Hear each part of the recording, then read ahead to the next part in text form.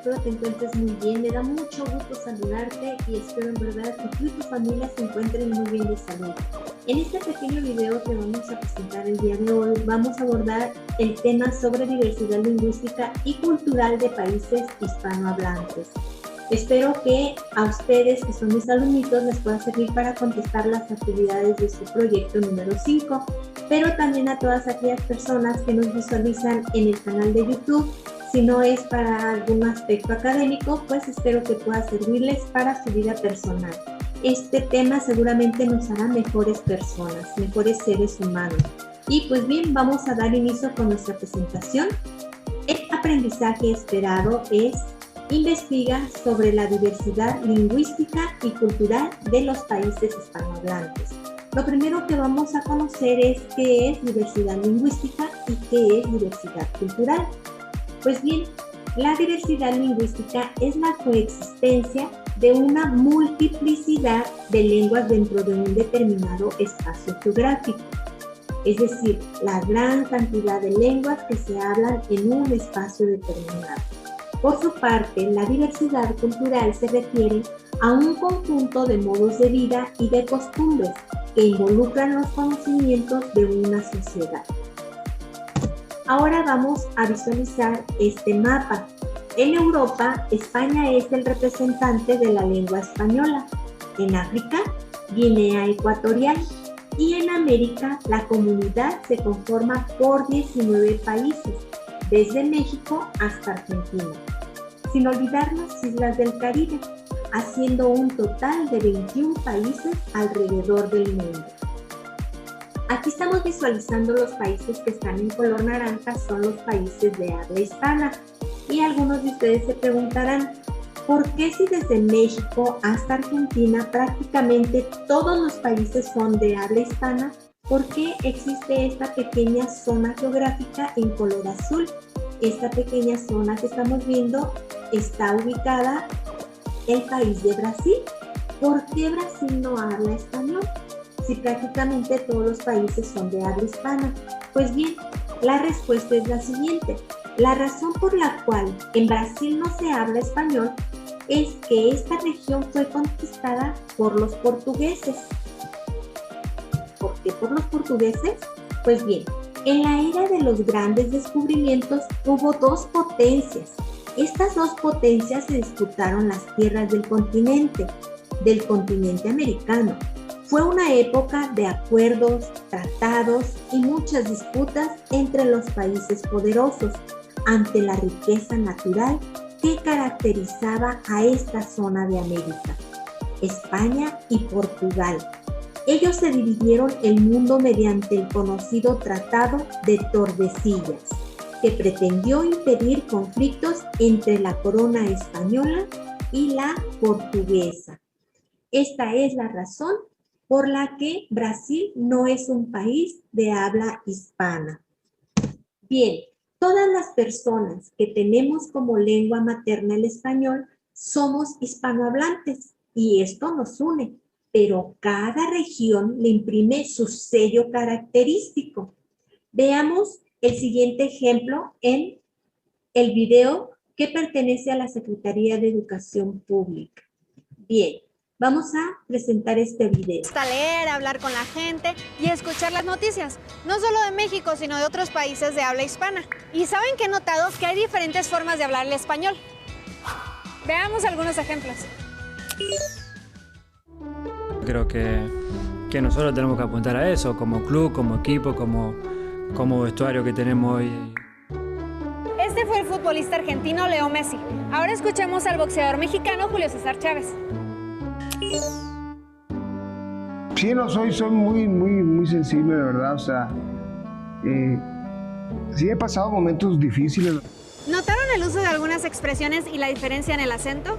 Seguramente sí. En la televisión, en las películas y en los medios de comunicación en general, escuchamos cómo se habla español en otros países.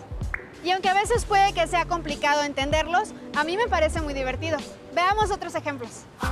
Karen, mira lo que encontré. Es un ejemplo muy divertido. A ver. Llamándote, lloro como la lluvia de Sevilla que lleva mi llamándote, lloro como la lluvia de Sevilla que lleva mi llanto.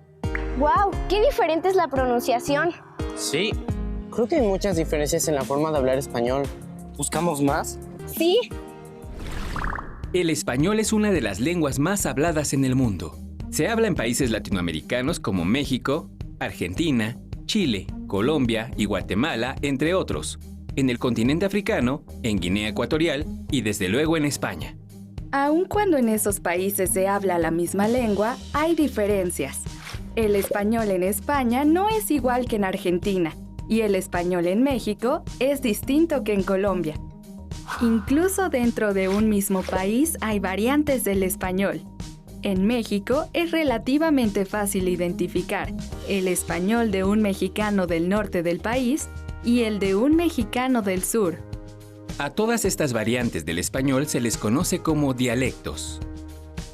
También hay regiones con una misma variante del español.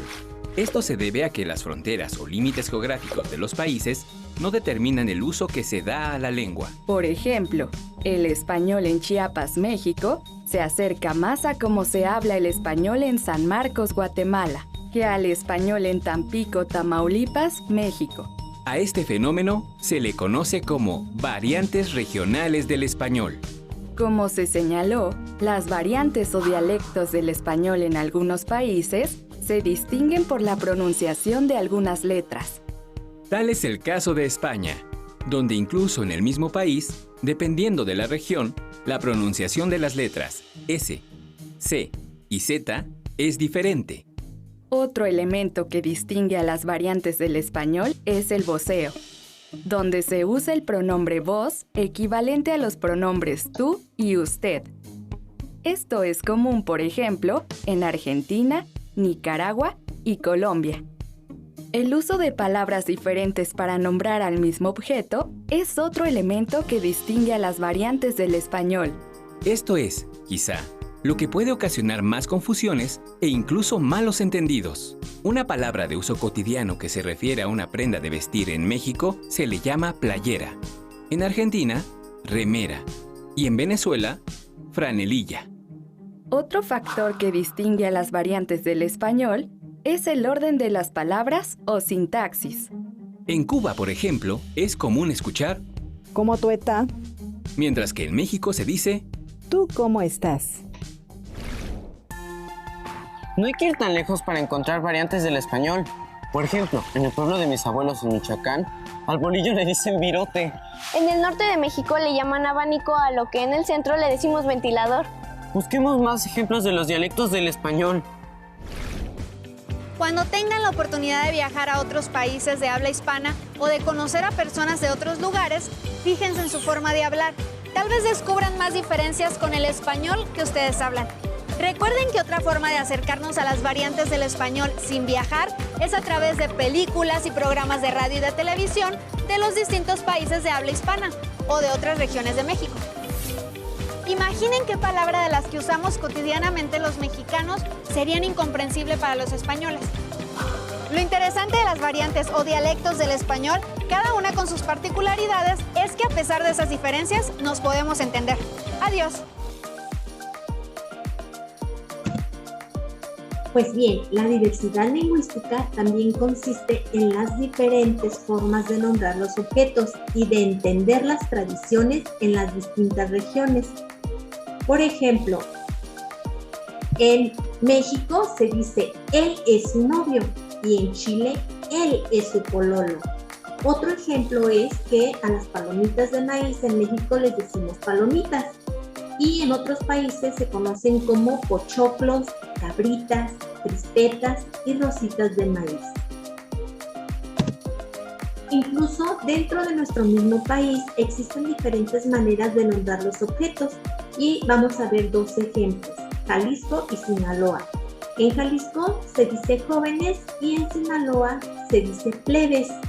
En Jalisco le llamamos caguama y en Sinaloa ballena.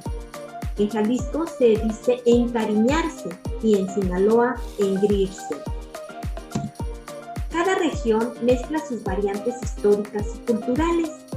No obstante, ninguna forma es mejor o más importante que otra, solo son diferentes.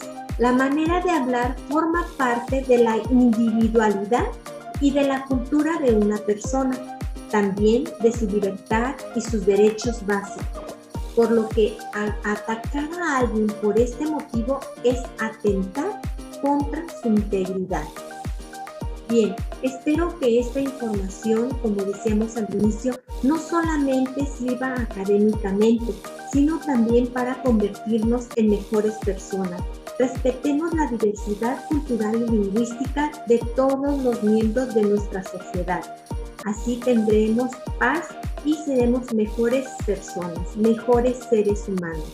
Muchas gracias y espero que esta información en verdad sea de tu agrado. Un abrazo y nos vemos próximamente.